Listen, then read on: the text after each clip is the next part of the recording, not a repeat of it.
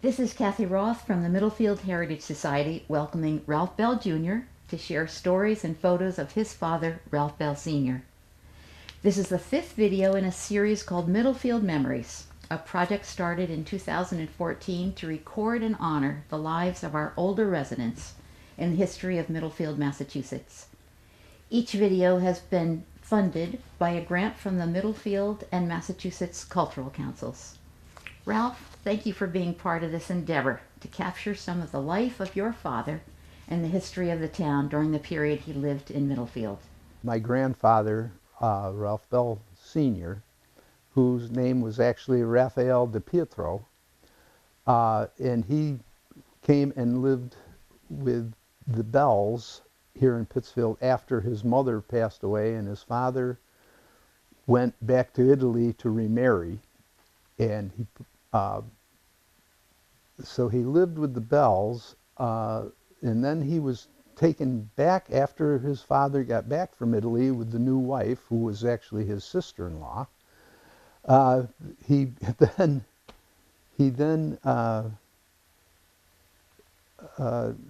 lived in Westerly, Rhode Island for a period, and his father put him to work in a roller skates factory, which he didn't care too much for. So he ran away, and I'm not sure how old he was at that point, but he ran away back to Middlefield and came back up to the Bells, George Bell. And at that point, Mr. Bell said, no, you can't stay. You have to go back with your family. So they somehow got him back down there, whether it was on the train or whatever. And he stayed down there for a little while, and he used to stop at his sister's, who was a little bit older than him, and have peanut butter on the way home from school or whatever, peanut butter and crackers. Then his sister said, you're not very happy, are you, here? And he says, no, he wanted to go back up to the Bells. So she gave him the money to go on the train, and he came back up. And Mr. Bell says, oh, no, you can't stay. But he called or got a hold of Mr. DiPietro either through the mail or however, and said, your son is back up here. And he said, well, you might as well keep him. So that was it. He stayed, from then he stayed here. Years later, his brothers wanted him to come back down there, and so they came up to get him. And at that point, he had met my grandmother, and they hadn't been married, but they were quite serious at that point, and I'm not sure how old they were, but not too old, probably in their either early 20s or late teens. And the two brothers saw my grandmother, who had real red hair and quite a pretty young lady, and they said, he's never coming back with us. So that was kind of, that was how he got here, was because he came and lived with the Bells and liked it. Apparently liked Middlefield.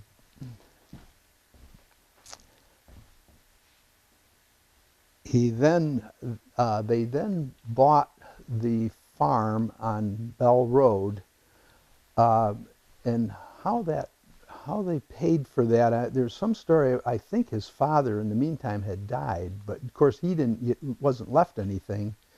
But his brothers and sisters got together and gave him some money from his father's estate, basically, and they each gave it in some, and I think it was around $800 or $900, and that was what they put down as a down payment on their farm, on Blossom Corner over there. Yeah, and that was how they started into farming. What did your father raise on the farm? Was that his source of income? He raised cattle, dairy. It was a dairy farm. He started as a dairy farmer, and they grew hay and corn, potatoes, during the Depression, I can remember somebody said that my grandmother had a bill for the whole month, and it was to buy 32 cents worth of yeast cake. The rest of the stuff came off of the farm. You had to raise bread.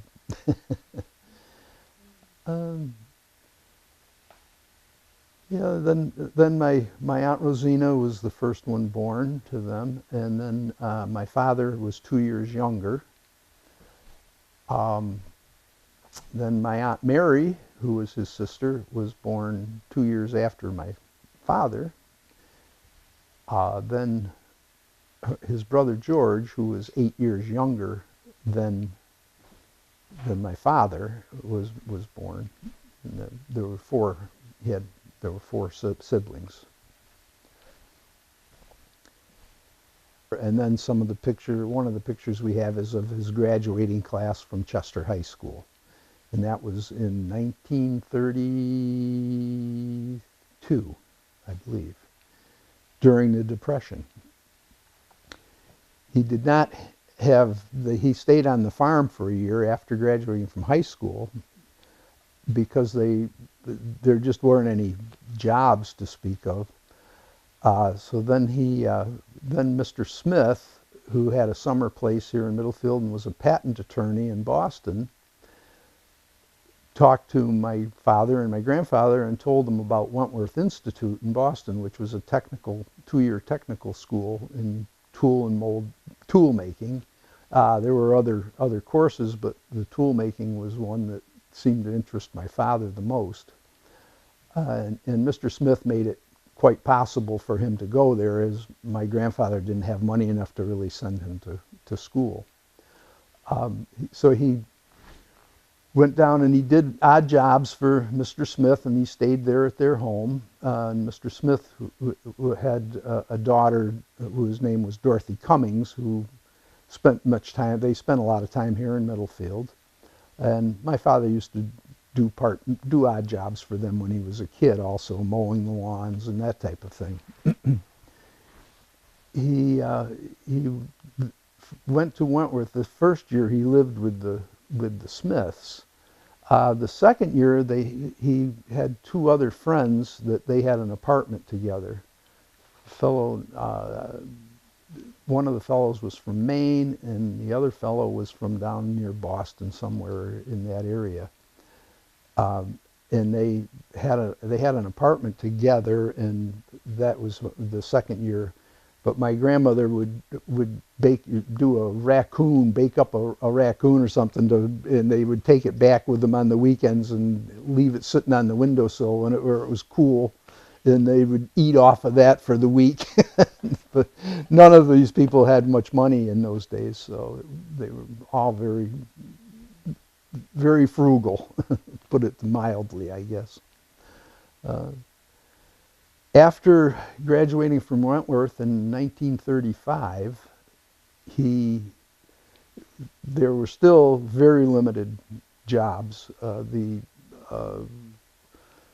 Nobody was hiring anybody. It was still Depression.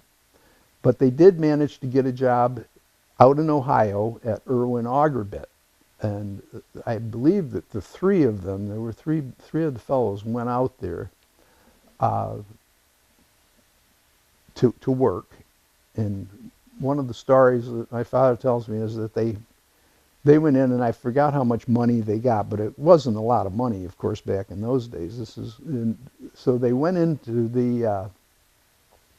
to work, and they worked 5 days, and so then on Saturday they started touring Ohio, basically, or in that area. And so they came in on Monday morning, and the boss, whoever he was, says, "Where were you guys Saturday?" "Oh, we're supposed to work Saturdays?" He says, "Well, you work half a day Saturday for your pay." So they got docked for that first week because they weren't there on Saturday. That was part of the week. It wasn't a 5-day week. It was a 6-day week, 5.5 days anyway.